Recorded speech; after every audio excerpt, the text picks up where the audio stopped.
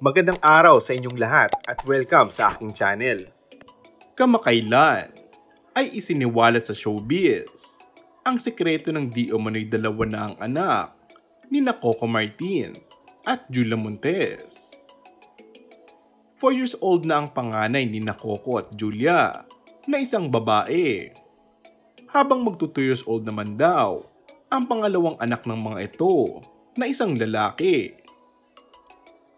Samantala, kamakailan ay nagpost ang kapatid ni Coco Martin na si Ryan Martin sa kanyang social media account ng isang video ng batang lalaki. Kinukuhaan niya ito ng video habang kinakausap.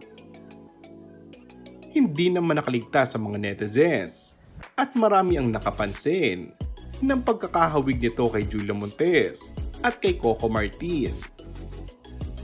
Ayon pa sa komento, parang si Julia na si Coco, ganyan na ganyan ang mukha ni Julia nung nasa Going Bulilit.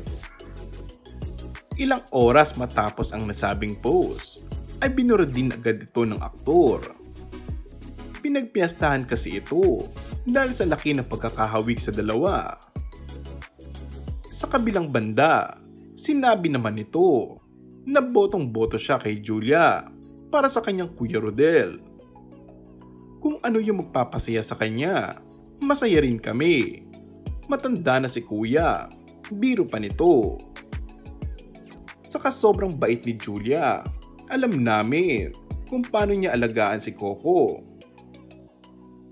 Naging open na nga sa publiko sina Coco at Julia sa totoong estado ng kanilang relasyon.